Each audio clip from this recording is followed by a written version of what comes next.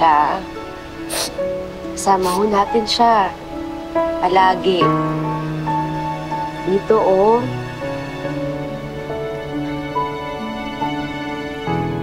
Pinangako ko ho sa kanya na bibigyan ko kayo ng bahay at lupa. Ay, aray? Ano ba yan? Nay, tama Ay, huwag yun daw. Tignan yan. Iyo ba ito?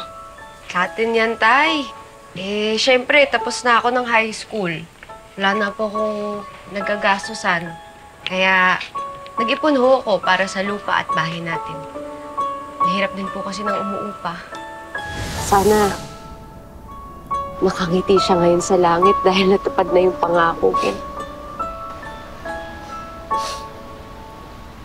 La, wala na hong magpapalaya sa atin. Ate, wala nang mananakit sa atin. Sisiguraduhin ko yan.